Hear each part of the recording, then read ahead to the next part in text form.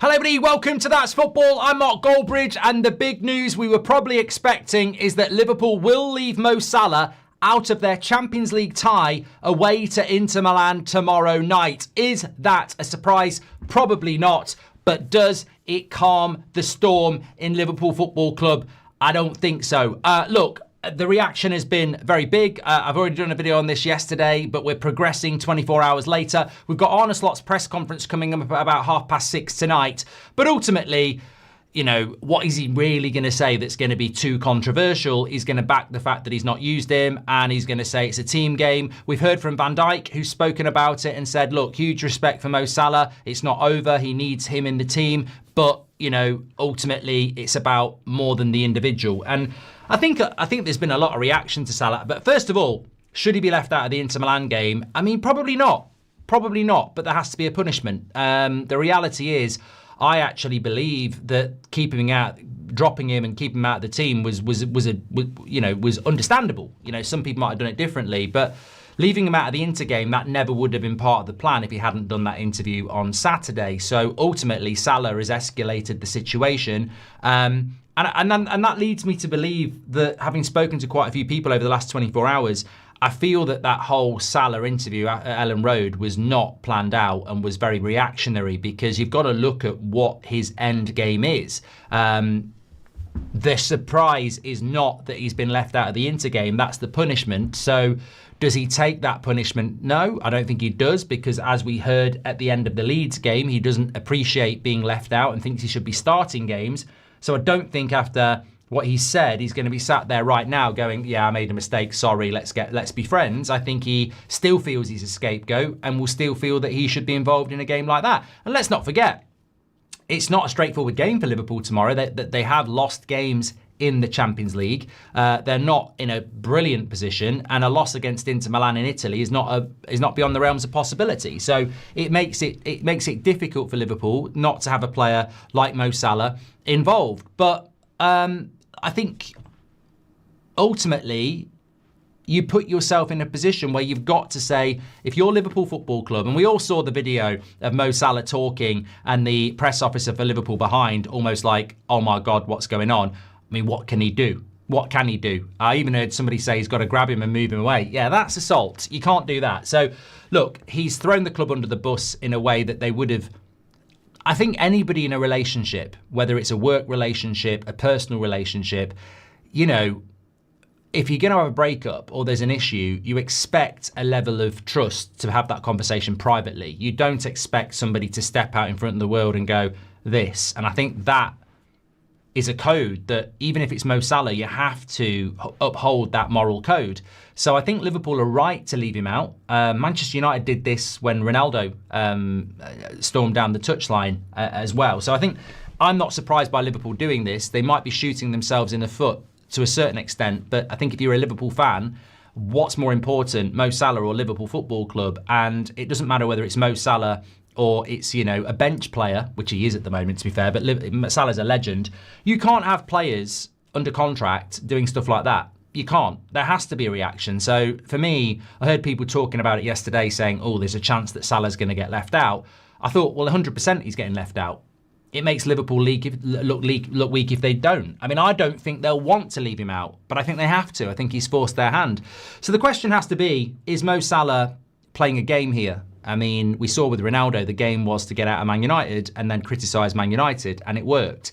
Is Salah's game to get out of Liverpool and then criticise Liverpool? I don't know. I actually think there could still be a way back for Salah. I mean, he could, you know, Slot could go, Salah could come back and play really, really well. You'd be disappointed with that, though, if you're a Liverpool fan. Like, you'd be disappointed if Slot left and then suddenly all the players that had been poor were good again, because you'd go, oh, light switch players. And we've seen that at United. We've seen it at Chelsea over the years. That would be ultimately disappointing. But that could be a way back. Alternatively, he's said something off the cuff without thinking, is regretting it and thinking, I might have to leave now. Or he said it deliberately, knowing this will be the pathway to leaving. Or he knows Liverpool want to get rid of him and he wants to get hold of the situation and go, look, you want to get rid of me, I'm going to control this exit. So there's numerous strategies that we don't really understand. My personal feeling is that he believes what he said. He believes the club want to get rid of him, and he wants to take control of the situation, and which is why he did the interview. He's Mo Salah. He believes he deserves more status, and he wants to be in control of the exit because he believes the exit is inevitable. There will be clubs looking for him. We're approaching a January transfer window. He'll be heading off to the AFCON after the next game. It'd be very interesting if he's in the squad for the weekend, because if he's not in the squad for the weekend, he's off to the AFCON. The AFCON goes to the January transfer window. You may have seen Mo Salah in a Liverpool shirt for the last time. That might work for Salah as well, because he doesn't have to go to Anfield against Brighton and face whatever the crowd's going to be whilst he's presumably sat on the bench. So maybe they leave him out of that and say, look, it's a week suspension or something like that. And then, you really are looking at an exit. An alternative scenario is Liverpool come out and say, look, we've had a chat with him. We're both on the same page.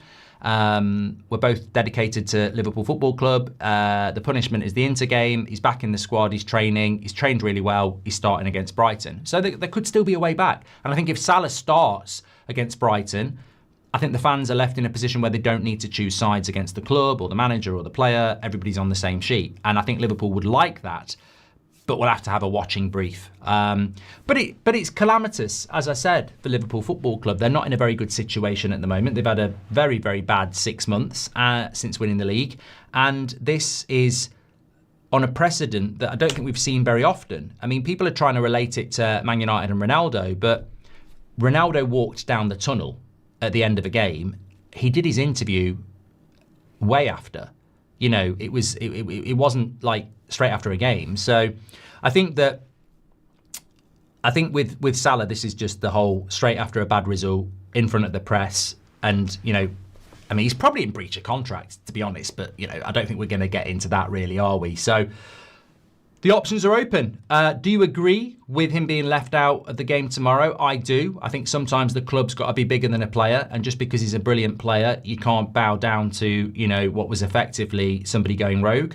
The second thing is, I personally think this is Salah getting hold of taking control of the exit from Liverpool and not being seen to be being pushed out by Liverpool.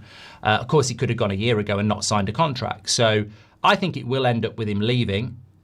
However, football's a funny old game, and there could still be a pathway back. I think it's weird to say this as a United fan, but what I'd be very wary of is that it's going to be very interesting how people react. I mean, obviously, he name-checked Carragher, and Carragher's not said anything yet. I hope that Carragher takes the moral ground here, because he could easily take the whole personal ground and make it about, well, this is what I'm talking about. You wouldn't get a proper legend behaving like that. It's disrespectful to Liverpool. Ultimately, we're entering the final stages of Salah's career at Liverpool regardless. It would be such a shame for it to end in a way where his legendary status, and he's a Premier League legend as well, is tarnished by this. It's hard when you're at the top of the game to, watch your talent burn out, and people react in different ways. I think the best scenario here is that Liverpool protects that legacy, and Salah protects that legacy, and Liverpool fans protect that legacy, and try, if it is the end, to end it in a way that's respectful. Salah's made the mistake, but people make mistakes. I think it would be a shame if petrol got thrown on the fire here on Salah in relation to, he shouldn't have done this. I think ultimately it's done. And, Liverpool is very much about its history, and Salah's a big part of that. So it's how you navigate these next few days and weeks in a way that preserves something that's been very special between Salah and Liverpool. People make mistakes, of course they do. But it can happen. You look at Gyökeres's relationship with Sporting, dies, and that's where he really was created. I think it's a shame when a player builds a relationship with a club and it ends in a bad way as they move elsewhere. And I think that has to try and be the focus for all parties in this Liverpool story. Thanks everyone for watching. Make sure you smash a like and subscribe. Get your comments in below. I'll look forward to reading them, and I'll speak to you in a bit. Take care.